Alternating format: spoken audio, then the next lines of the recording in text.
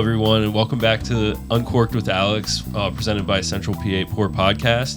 I'm your host, Alex, and joining me, as always, is our lovely team of fellow tasters and wine lovers, Kimmy, Cindy, and Sandy. So on today's episode, we're going to talk about, kind of a brief history of wine throughout the world.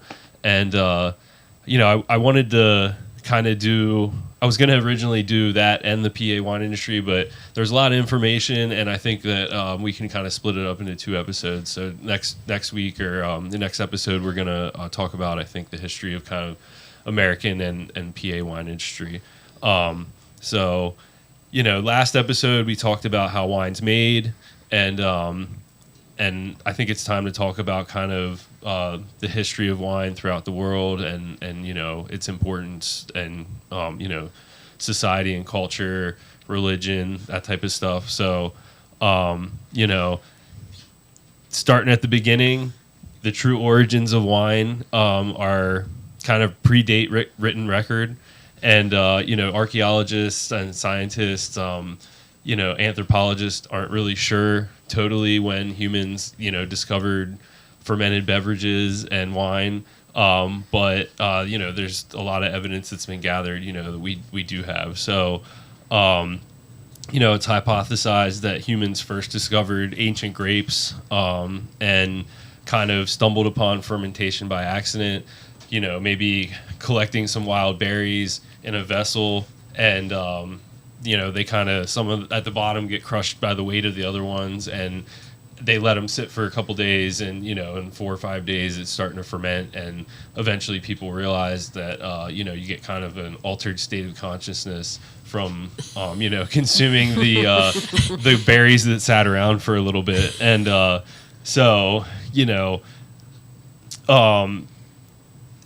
and then like the transition from people's nomadic lifestyles to settling in towns and bigger civilizations kind of led to the advent of agriculture, and then actually like cultivating plants for consumption and stuff like that. So the oldest evidence of wine and winemaking has been found actually in China, all the way back to like 7,000 BC. There's evidence of earthenware vessels with like a combination of like grape, honey, and rice that was fermented. So that is actually the oldest evidence. And we do know that all the way back to like 11,000 BC is around the time that humans started making pottery as well, and earthenware vessels. So from that point forward, it would have been a lot easier to actually ferment something. They didn't, maybe like had baskets and stuff before that weren't going to be sealed for liquid. So that was an important step too, just in terms of like containing liquid for humans. So, but then the next, around dating back to 6,000 BC, is like the first evidence of winemaking in like around the area in the country of Georgia, and that region they kind of call like Caucasus, so like Azerbaijan and Armenia, in that area. And they have found ancient like clay, they call them amphora. They used to bury these vessels in the ground and ferment the wine in there. That was kind of the some of the ancient ways that they did that. And we actually today, some wine is still made like that in the country of Georgia. We see some in the U.S. here. We get some of those wines, and I didn't have any quite available this time, but and maybe in the future we can revisit that. So I think with that being said, I think we can stop here and open the first wine. I actually brought a red wine from Georgia that's made from a really ancient grape variety that quite possibly was being grown back then. So cool. Yeah. So awesome. Let's take a pause and open this. So the first wine we have here is, like I said, from the country of Georgia. This is Teliani Valley is the winery. This is a wine they call Kinsamroli. And it's from the area of Kakheti in the country of Georgia. So this is made from a red grape called Saperavi. It's very like dark, thick-skinned grape. I think I'd have to confirm this, but I think Saperavi is actually one of the grapes that squeezes out with slightly red juice too. Most red grapes have clear juice, and a lot of the color comes from the skin. So, but very deep colored grape, and this is made in sort of a. They say semi-sweet on the bottle. I think it's kind of actually more semi-dry, but definitely but semi-dry. yeah, let's guys go ahead and taste. I'm just gonna read off the bottle here. So this says aromas of blackberry and baking spice. This red violet colored wine offers flavors of ripe black cherry, blueberry, and mocha. A smooth tannic structure provides a backdrop for ripe fruit and spice flavors that come together in a long, pleasant finish. So, yeah, it's definitely packed full of berry flavor. Yes. Yeah, I was thinking that too. But I I got the cherry. thought I smelled. You got the cherry. I Cherry. smelled raspberries. it smells like a lot of fruit. Yeah, a lot of fruit. I tasted. Well, to me, I was like chocolate, but then you said mocha, and I was like, that's probably what I tasted.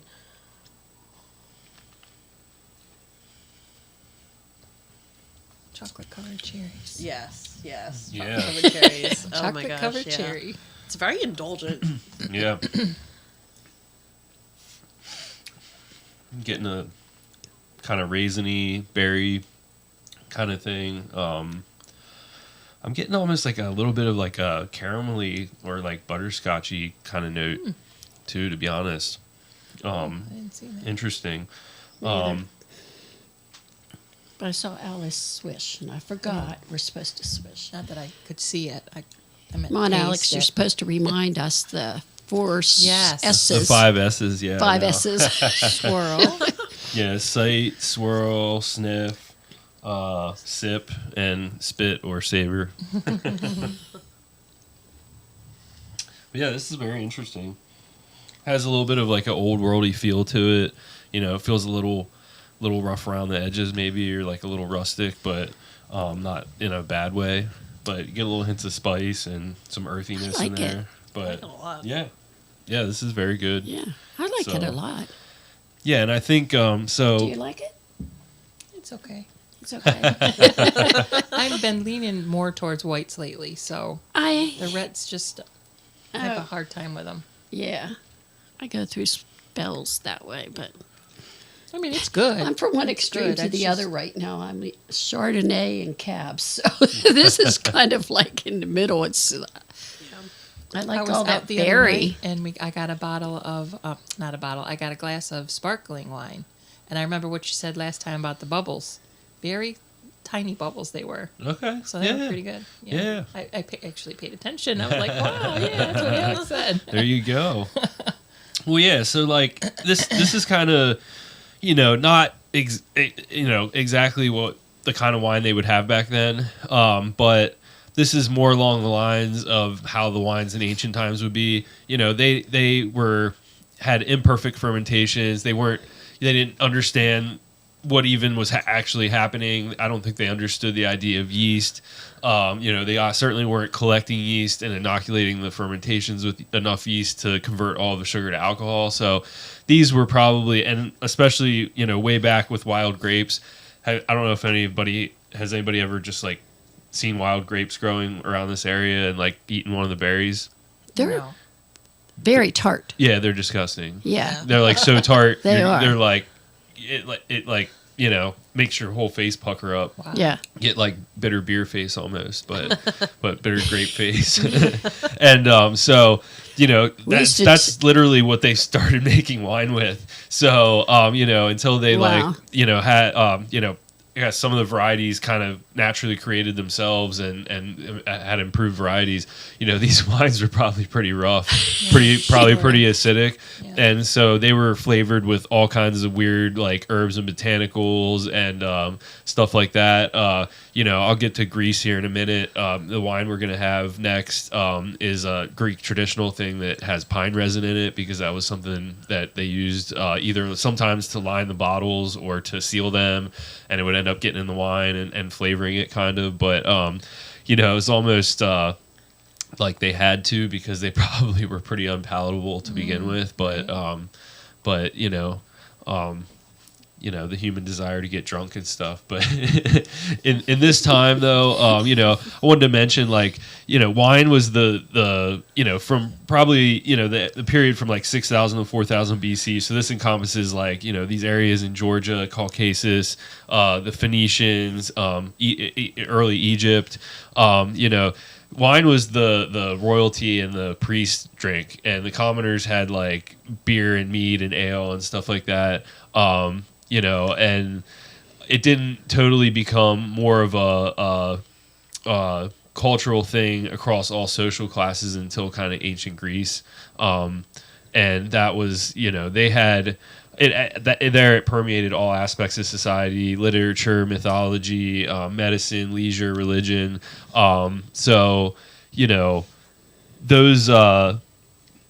Those were times when wine kind of took off in society more than before, and they had better grapes and better techniques and that type of stuff. Wine shifted from more ceremonial and ritual to more everyday consumption, social, celebratory. The Greeks had a increased emphasis on viticulture and like the agriculture surrounding it. There was more, regional and world economies then, trade. So there was economic demand for these wines. And they kind of embraced that and the economic growth that surrounded the wine industry. At a certain point, Greek wine was exported all across the Mediterranean, and they found clay, like Greek clay amphoras, decorative ones that held wine all over Europe and North Africa. And they may very well have introduced wine to Egypt too. So, and they spread vines throughout Italy, Sicily, France, and Spain, along with the Romans too. And even, the Egyptians had, like I said, it was the royalty and the priest was really a ceremonial thing.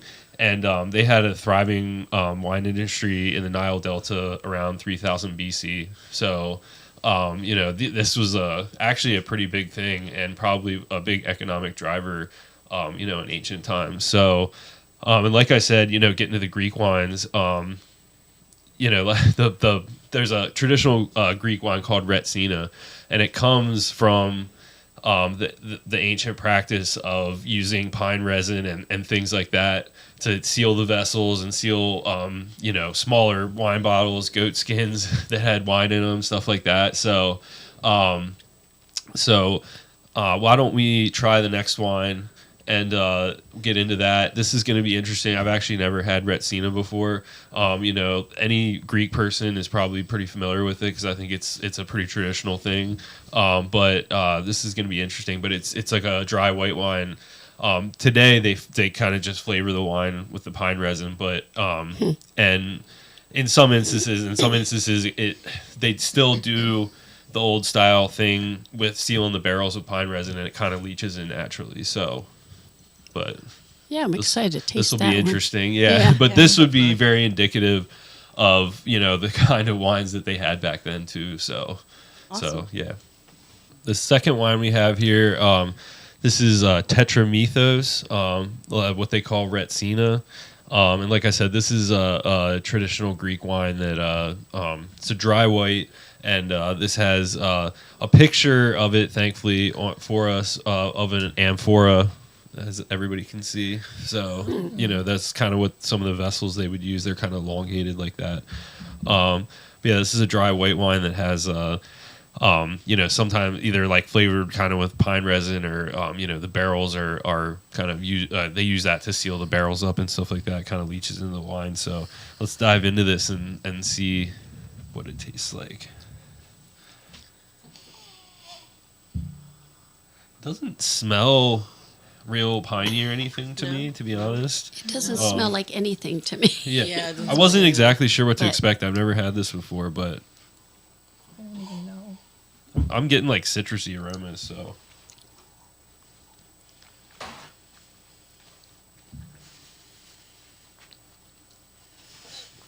It doesn't taste bad though. It's different. It's very good. Yeah. it's like Pinot Yeah. Grigio with Christmas trees. Yeah, that's exactly it. it. That's exactly it. I Gosh, get the yeah. pine in the taste. It tastes like See, I can't. it tastes like evergreen tree smells. Yeah. That's interesting. Yeah, it just has like a green, kind of a green edge to it. So, I don't If know. the green edge is pine, I'm following you. Yeah, it kind of, honestly, it kind of reminds me just slightly of like the juniper in gin. Yeah. I agree. So, it's not strong. I don't know. Like I said, I've never had this before, so I don't know how to compare it to other Retzinas. I've always heard from people that this, type of wine is a little off-putting or weird if you're not used to it, but I don't feel that way at all about this. No, So. I think like the third sip, I'm tasting the pine. It's more subtle than I was expecting. I can see where it's what he's saying. Yeah, Definitely. it was when I took a breath after I swallowed it that all of a sudden it hit me Yeah. Yeah. with the oxygen needed. Wow. Very interesting. I actually like this. I think it's good. No, it's very good. Yeah, I kind of like it. I just didn't know what to expect. I'm getting like a limey, piney kind of thing.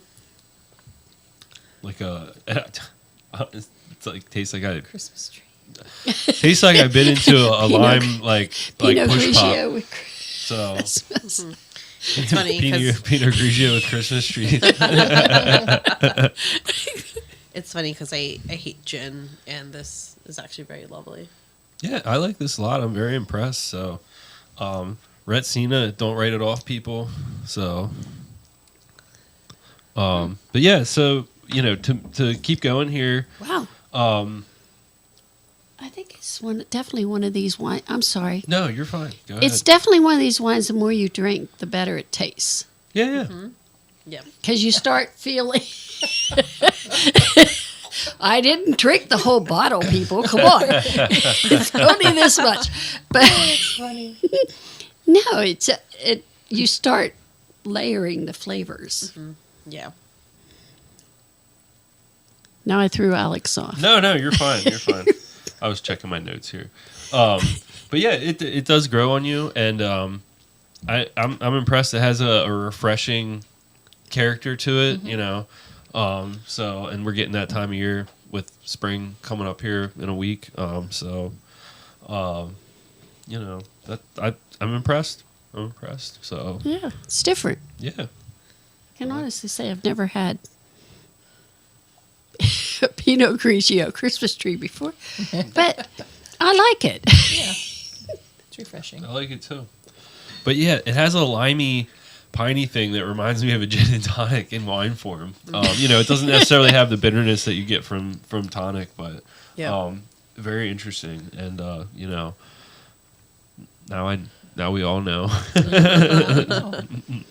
So yeah, like That's cool. yeah, very interesting. So yeah, Retsina, very very close to probably a little more refined than the Retsina or the pine resin wines they had back in the day, but that's more along the lines of like kind of how the wines would be treated back then, and so the That really surprised me how you said they used the pine resin to seal the bottles. yeah, so they actually would, I think not always, but probably everybody had different methods and stuff, but they would put a little bit of olive oil at the top because Really? it will stay separated, and then they would stuff like bunches of like plant material, like grass or reeds or whatever, mixed with the pine resin kind of down in the top of the the hole in the bottle or the vessel, or maybe if it was like a clay pot with kind of a lid, you would do it all around the edge or something like that. So, but yeah. I have a lot of pine needles in my yard. I could fix someone up. Go back to old school. There you go.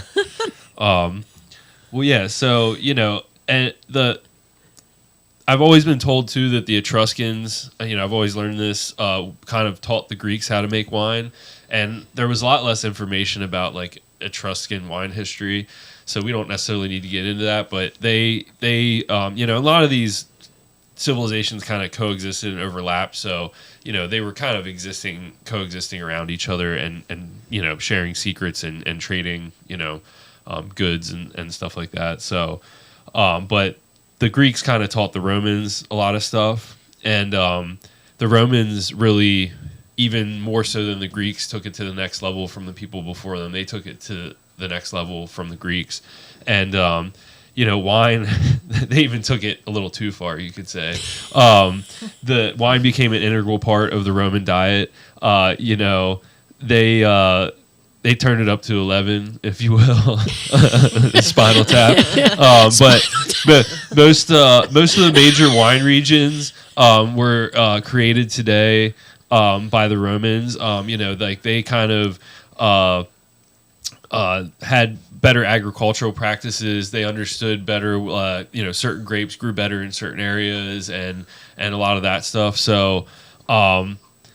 With that being said, they also got more drunk than anybody in history to date, as far as we know.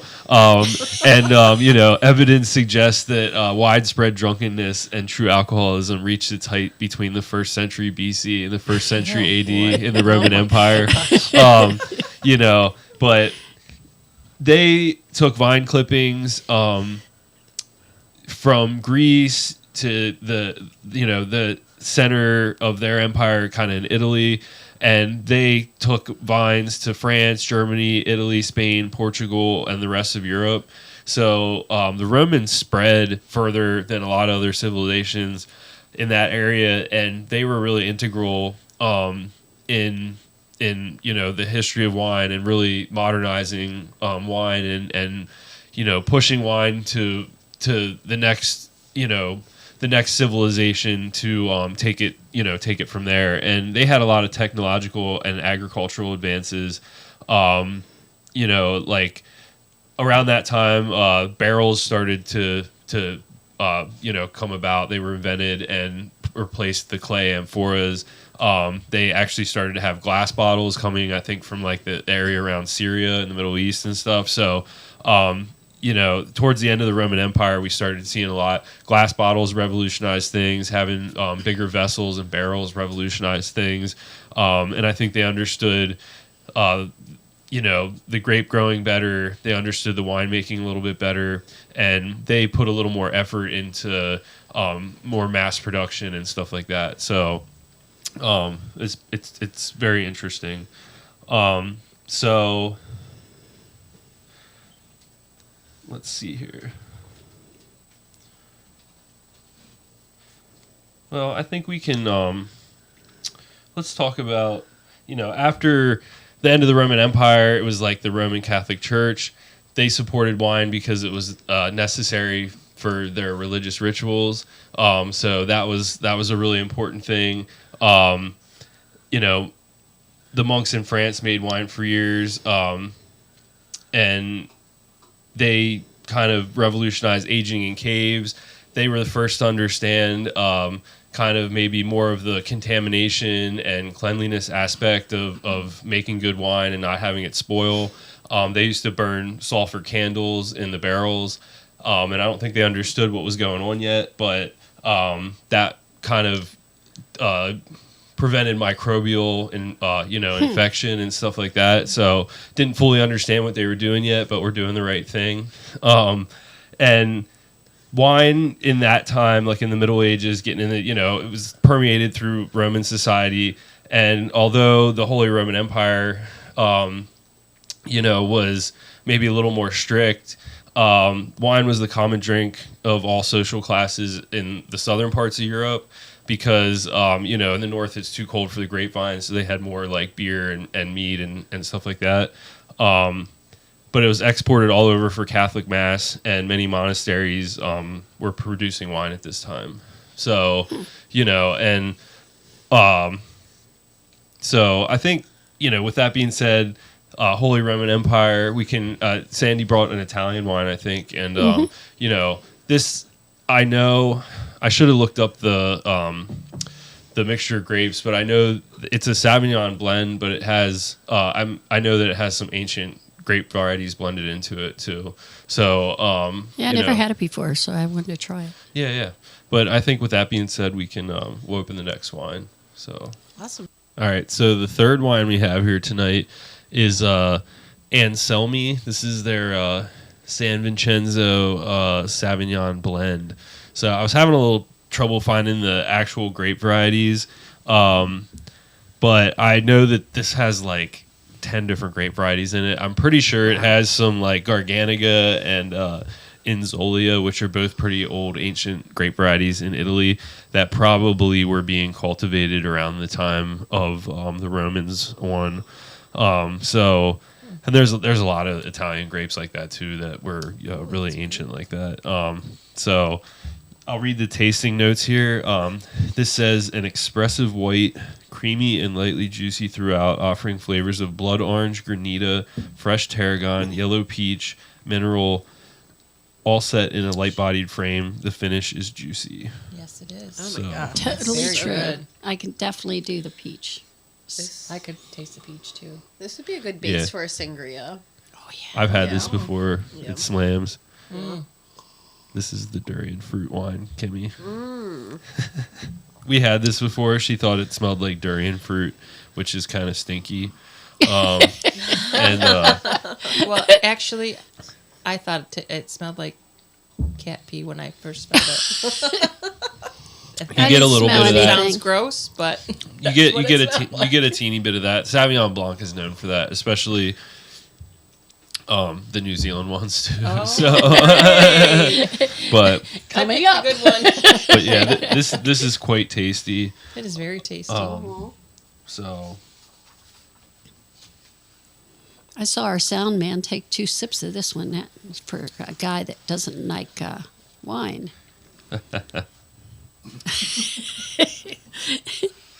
Well, we'll leave that alone. He has no taste. Accepted women. Oh boy, He chose me. I'm just saying. gotta be sure to edit that out. well, yeah. What kind of things you guys are tasting in this? Peach. Definitely I got the peach. And Yeah. you said orange too, but then when you said peach, I thought that's it. Yeah. I think it Yes, has silly. a kind of like peach citrus thing going on. Kind of interplay Yeah. between those Yeah, flavors. the peach is strong, I think. I was getting a little florals on the nose, not necessarily in the taste, but little bit, kind of yeah. smells like spring flowers. It has that like It is. brightness, freshness to It's it. very fruity on the finish, like you said. Good It summer really wine. is. I Yeah. like it. No, I agree. So, so yeah, like I just wanted to mention, some points on the timeline here. Kind of in the Middle Ages, in the year 1000 AD, Chateau de Gulain is built, and it's possibly the oldest operating winery. Still in existence today, been bought and sold many times, but pretty crazy to think about that. Over 1,000 years ago, in around 1400, somewhere between 1400 and 1500, the French people mistakenly produced sparkling wines by accident. We talked a little bit about that in the last episode when we were talking about sparkling wines, but that's around the time that the first blanquettes were made, by accident, by having, they had like stoneware jugs that they let sit around, and they started re-ferment, and it caused them to have spritz, and that's kind of, eventually what became sparkling wine. So, and around this time too is when vines were brought from Europe to the Americas. So, what is present day Mexico, and this is around the time too that fortified wines were created as a way to combat spoilage when they were shipping. So like way back in the day, the first explorers and like conquerors, and they discovered trade routes, so they had to sail around the Cape of Good Hope to get to Asia and India and stuff like that. The wines were spoiling on the trip because it took so long, so they started adding brandy and like other liquor to the wines in order for them, like if the alcohol content's high enough, the wines will keep. So they were doing that as a way to have the wines not spoil while they made their long journey. So those are some important advancements in those times. We saw glass wine bottles become popular in this period, and a lot of the kind of traditional wine growing areas, Bordeaux, things, Riesling in Germany, some of the Hungarian wines, Tokai as a dessert style, those were starting to, be produced. And somewhere, in the 1600s is when we started to see grape varieties emerge. Sauvignon Blanc, Cabernet Franc naturally cross themselves into Cabernet Sauvignon, which eventually, becomes the most widely planted grape in the world. So, and many think is kind of like the king red grape, which is actually a white red cross. You'd think like the king red grape would be kind of two hardy red grapes put together, but it's actually a red grape and a white grape crossed together. So, those are some interesting things. Around the 1650s, grapevines introduced to South Africa, and probably around the same time for Australia and New Zealand as well. But it's pretty interesting. At one time, the vines. Let me back up a second. Excuse me. At one time, the Spanish conquistadors, they were the first to bring vines from Europe into Mexico, and they did that because it was necessary for their communal ceremonies, so they had to have it, and they brought it with them, and they planted it when they got there. They planted them at missions and stuff like that. And these waves of immigration, the subsequent waves of immigration after that, French, Italian, German people brought all kinds of vines and wine stuff to the Americas. In the 16th century, Mexico was one of the largest producers in the world, rivaling Spain, because they had planted so many grapevines there. So really, yeah, I don't believe it or not. I don't ever remember seeing a wine from Mexico. Yeah, so Spain, yes, but not. Yeah, so it's weird. You see.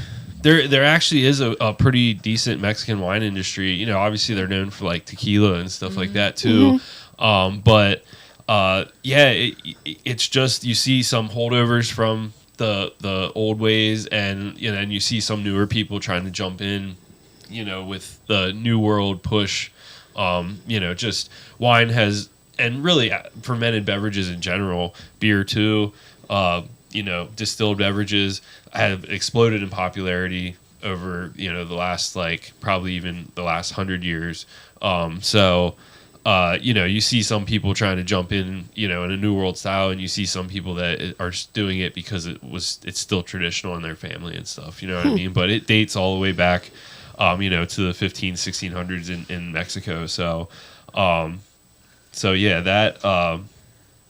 that to me kind of was interesting. I wasn't totally, I've learned a lot of stuff about wine, but I wasn't totally familiar with a lot of this stuff, just right off the top of my head. So, digging into this a little bit, it was kind of interesting, but I was like, oh man, and I never, even if you knew wine came from Mexico, you might not realize that they were like one of the world powerhouses at one time. Really? So, so it's pretty interesting. And then I mentioned, so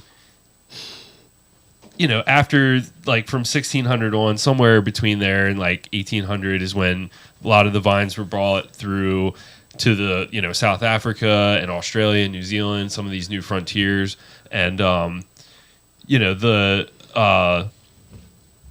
think this would be probably a good spot to open the next wine, and we'll talk about the rest of it from there.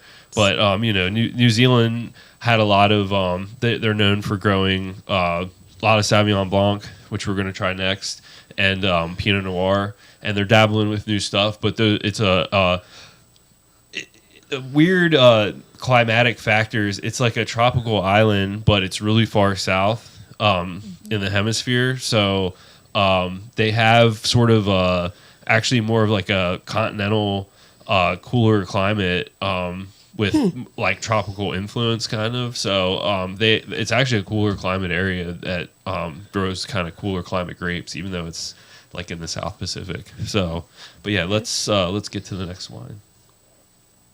Okay, and the last wine that we have tonight is Whitehaven Sauvignon Blanc. This is from New Zealand. So, have the tasting notes here on the bottle. This says, enjoy aromas of tropical fruit, fresh cut grass with a rich, elegant palate and a crisp, well-balanced finish. So, It's very crisp. yeah, definitely. Yeah, this should be kind of green, and these wines are known for having like a grapefruity, gooseberry type of character to them. I don't know if any of you guys have had a gooseberry. No? Okay, me neither. So you just always hear that, like, Good to know. and I've been corrected many times by snobby people, like, it's not grapefruit, it's gooseberry. The Karens of the Karens of the world, So I guess that's what a gooseberry. Karens of the world. yeah. Definitely smells citrusy. Yeah. Oh yeah. I mean, Light, though. you're probably gonna get lime and grapefruit. Sometimes a lot of the ones I've been having recently have had like a passion fruity hint, and things like that. Kiwi sometimes, which kind of makes sense because that's where they come from. Yeah. So. Yeah. Yeah, it almost has like a Dave likes this one. prickly effervescence to it, just slightly. So, It's different, but That's me. Different. yeah, just I realized I but got not in a bad way. It's really flavorful, actually. It's yeah. very No, flavorful. these are awesome. This is a great like spring summer porch sipper, poolside guzzler type of wine, as Sip I like and to dip. call. Poolside. So sip and dip. There you go. I was thinking about that with the last one. Definitely sip and dip. With the last one. Yeah. Well, anyway, I got ahead of myself a little bit. I just wanted to mention a few other points on the timeline that I had skipped over a little bit, but I mentioned the fortified wines being created like in around the 1600s. By the time of the American Revolution, those wines were some of the most popular wines in America. So created on the island of Madeira, and they actually originally, so Madeira is a type of wine that's fortified and like cooked, as they say. So they take the barrels and like put them in like the hot rafters of the barns and stuff like that, and let them like cook. And they get kind of caramelized in a way, sort of, the flavors. So the original Madeiras, the wines weren't intended to be like that, but they shipped them on boats the whole way across the Atlantic in tropical waters, and they got cooked on the way. And people then realized, actually, hey, these actually taste pretty good cooked. So, George Washington is mentioned as having affinity for Madeira and stuff like that. And those were some of the wines that were being consumed during the American Revolution. And then, also in the 1700s, the advent of champagne. That's when the champagne winemaking laws, some of the first, rules and laws that were established for winemaking came about. The first demarcated wine region in the world was Tokai in Hungary, which is where they make sweet dessert wine, similar to like Sauterne and things like that. These late harvest dessert wines. 1740, Bottles were redesigned to be laid down, which kind of invented like long-term aging. That was not a concept. All these wines in the past were made and consumed right away, or maybe not consumed right away if they were shipped, but nothing was like intended to be matured over periods of time like we do today. So just things like that. And then you get into like the 1850s. First commercial winery in California, Buena Vista, still in operation today, which is pretty wild. Again, it's been bought and sold, changed hands a few times now, but we've had Buena Vista wines available in Pennsylvania, all over, but that is the first commercial winery in California. And just after that, Louis Pasteur, the maverick that he was, discovered how oxygen oxidizes wine. And that was like the greatest thing. Some of the advancements in microbiology, agriculture, and science during this time allowed people to understand, how the grapes grow and function, understanding the nature of yeast and fermentation, and understanding, contamination and preservation, wine faults, spoilage. But yeah, Louis Pasteur, shout out to him for, moving us beyond, like contaminated, milk and all kinds of stuff like that. So that was a really big thing. And just after that, then one of the biggest events in the wine world history is the phylloxera aphid. So have anybody heard about this before? So, during this time, all these people, immigrants were, and all the people coming from Europe were bringing European vines into the Americas, and they're actually susceptible to a aphid that we have in the Americas called phylloxera. And so they tried planting their vines. They were all terrible. They got diseased. They didn't grow right. Most of the vines ended up dying by a certain time, and they, nobody knew why at first. And what they also ended up doing was taking the aphid back with them to Europe, and it destroyed so by 1900, this happened in 1887. It started then. Total devastation of European vineyards. By 1900, 70% of the vineyards in France are killed by phylloxera. So, oh my gosh. Yeah. So That's devastating. Eventually, they figured out that the American vines were immune. So this is when they started creating French and American hybrid grapes, European American hybrid grapes, to try to get things that wouldn't be susceptible. And they also realized that you could graft a European vine onto American roots. So that was the major thing too. So basically almost all of the vines that are growing in Europe today were grafted onto rootstock of like Native American varieties. So, wow. America to the rescue after, Wow. They kind of, just screwed up their whole operation there. And that was like a huge thing. But yeah, they figured out vine grafting, and all kinds of stuff like that because of this.